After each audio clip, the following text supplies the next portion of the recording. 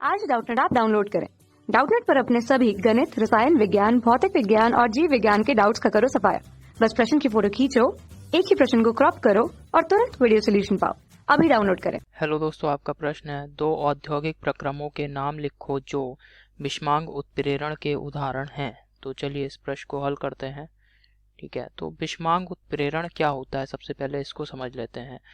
तो सबसे पहले समझते हैं उत्प्रेरण। तो उत्प्रेरण दोस्तों क्या होता है, जैसे कोई अभिक्रिया हो रही है, अभिक्रिया चल रही है। ठीक है, अब जैसे यहाँ पे मैंने अभिक्रिया लिख दी, अभिकारक यहाँ पे ए है और इससे दोस्तों हमें उत्पाद प्राप्त हो रहा है बी और सी। तो ये जो अभिक्रिया है, ये अभिक्रिया हो रही है, तो इस अभिक्रिया को पूर्ण होने में 10 मिनट का समय लग रहा है। अब उत्प्रेरण क्या है, यहाँ पे दोस्तों कोई हम पदार्थ ले आए, जिस पदार्थ को लगा दें लाके, मतलब जिस भी पात्र में यह अभिक्रिया हो रही है उसमें हमने अलग से कोई पदार्थ डाल दिया जेड।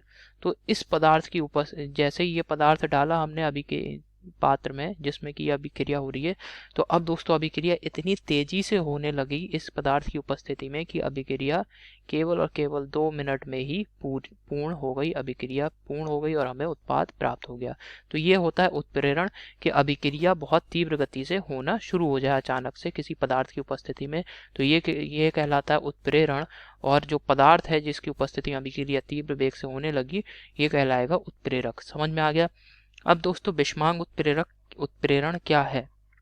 तो जैसे दोस्तों यहाँ पे हमने क्या करा, हमारा जो अभिकारक है ए, ये दोस्तों गैसियस अवस्था में लिया है।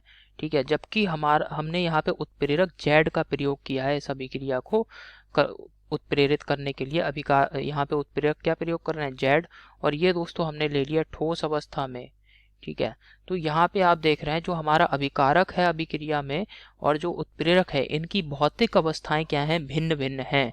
भौतिक अवस्थाएं भिन्न भिन्न हैं, तो इस वजह से दोस्तों इसे हम क्या कहेंगे, बिस्मांग उत्प्रेरण कहेंगे। ठीक है, तो बिस्मांग उत्प्रेरण क्या है दोस्तों, ये ऐसा उत्प्रेरण होता है, इस प्रकार से अभिक्रिया उत्प्रेरित की जाती है इसमें, जिससे कि क्या हो, अभिकारक और उत्प्रेरक ये दोनों जो हैं इस क्या हो दोस्तों, भिन्न भिन्न भौतिक अवस्थाओं में हो।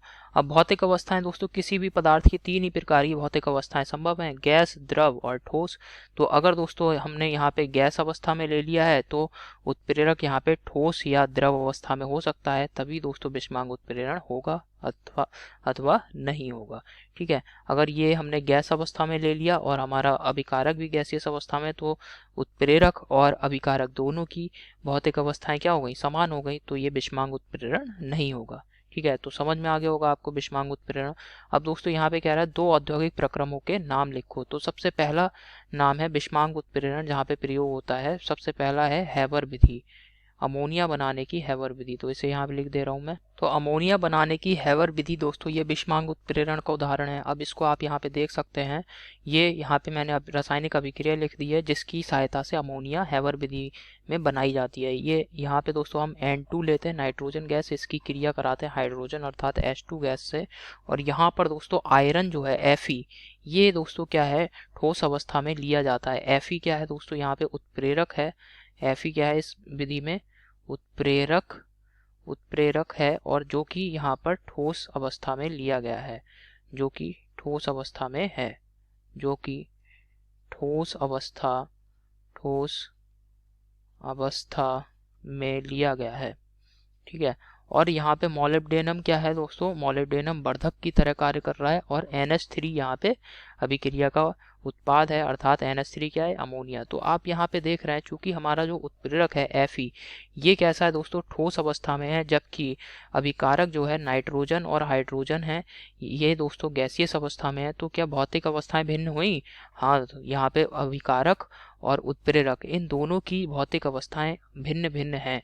इस वजह से दोस्तों हम कह सकते हैं कि जो हैवर विधि है ये बिस्मांग उत्प्रेरण का उदाहरण है। ठीक, इसी के लिए दोस्तों दूसरा उदाहरण है H2SO4 अर्थात सल्फ्यूरिक अम्ल बनाने की संपर्क विधि, ये भी दोस्तों बिस्मांग उत्प्रेरण का उदाहरण है। तो जब हम H2SO4 को बनाते हैं तो यहाँ पे एक रासायनिक अभिक्रिया होती है दोस्तों इस विधि में, ठीक है। इसको मैं यहाँ लिख रहा हूँ, रासायनिक अभिक्रिया कुछ इस प्रकार है दोस्तों। 2SO2 + O2 अर्थात sulphur dioxide gas oxygen gas से क्रिया करेगी, किसकी उपस्थिति में? यहाँ B2O5 बेनेडियम पेंटाऑक्साइड है, ठीक है।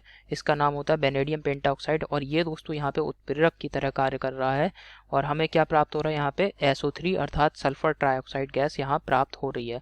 तो आप देख रहे हैं यहाँ पे जो अभिकारक हैं दोस्तों SO2 और O2, ये दोनों ही यहाँ पे जो अभिकारक हैं ये गैसियस अवस्था में है, जबकि यहाँ पर जो उत्प्रेरक प्रयोग कर रहे हैं, उत्प्रेरक क्या है? बेनेडियम पेंटाऑक्साइड, और ये दोस्तों यहाँ पे आप देख रहे हैं किस प्रकार प्रयोग हो रहा है? ठोस की तरह यहाँ प्रयोग हो रहा है, ठोस अवस्था में है, ठीक है।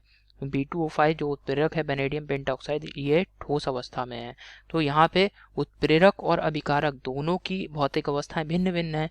तो इस वजह से दोस्तों ये भी क्या है? एक बिस्मांग उत्प्रेरण का उदाहरण है, जो कि ये अभिक्रिया किस विधि में प्रयोग हो रही है दोस्तों? सल्फर H2SO4 बनाने की संपर्क विधि में।